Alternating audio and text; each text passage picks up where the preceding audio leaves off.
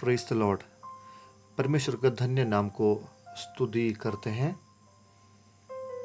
फिर से एक और रविवार परमेश्वर की स्तुति और आराधना करने के लिए उसने हमारा आयु में जोड़ा है।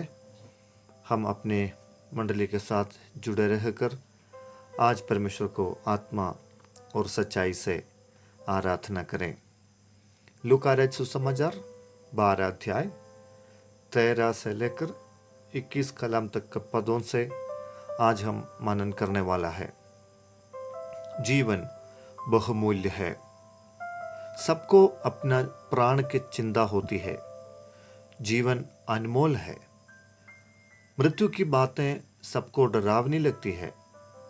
अपने जीवन के लिए कुछ भी करने के एक काल में हम रह रहे हैं। कोरोना से भी इसलिए हम डरते हैं कि वो हमारी जान ले सकता है। मृत्यु के बाद एक जीवन है। क्या आप उसके बारे में जानते हैं? इस संसार में अगर हम ऐश और आराम के साथ अपनी इच्छानुसार जिएंगे तो हम स्वर्ग के राज्य में प्रवेश नहीं कर पाएंगे। उसके विषय में पिछले दिनों में हम सुन रहे थे।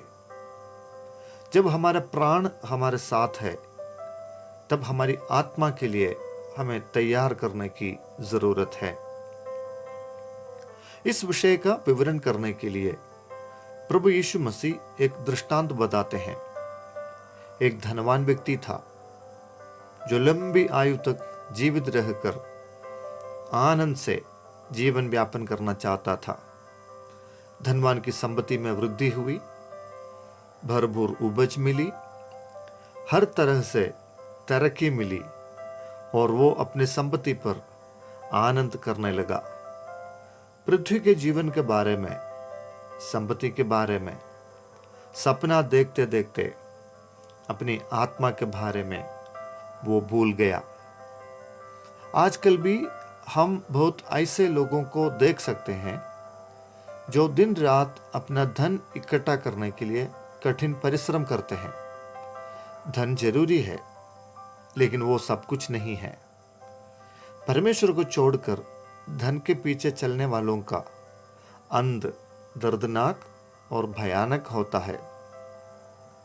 लूका 12 उसका 15 आयत में प्रभु यीशु मसीह बताता है, चौकस रहो और हर प्रकार के लोभ से अपने आप को बचाए रखें, क्योंकि किसी का जीवन उसकी संपत्ति की बहुतायत से नहीं होती है।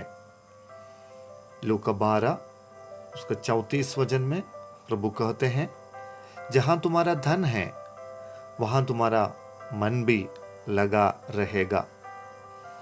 मेरे प्रियो, अभी जो हमारे पास है और जो आने वाले दिनों में हासिल करने के लिए हम योजना बना रहे हैं, यह सब कुछ हमारे जीवन से और आत्मा से कीमती नहीं है।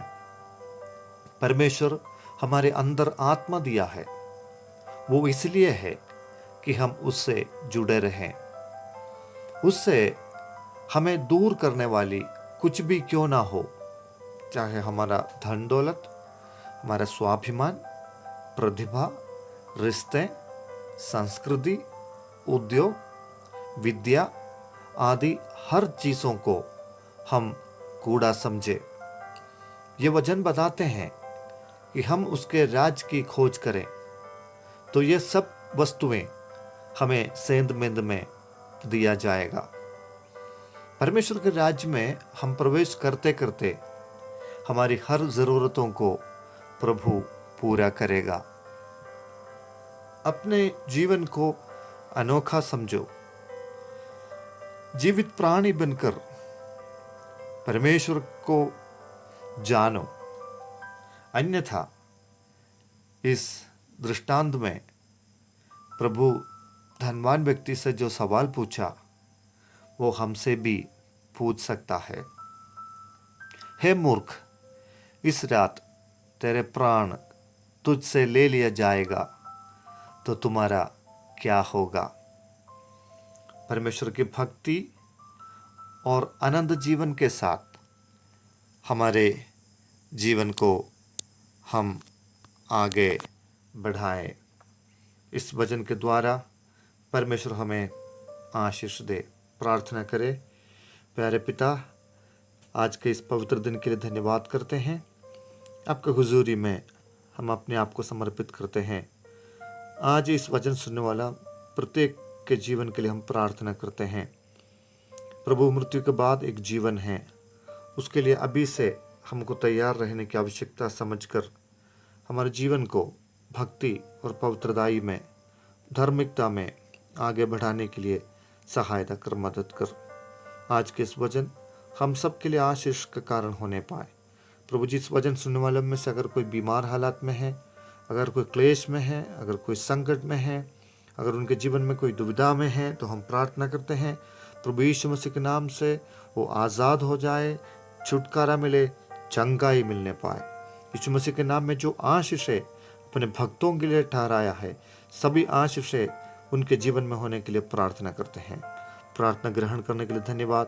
प्रभु यीशु मसीह के नाम से प्रार्थना मांगते हैं। आमीन।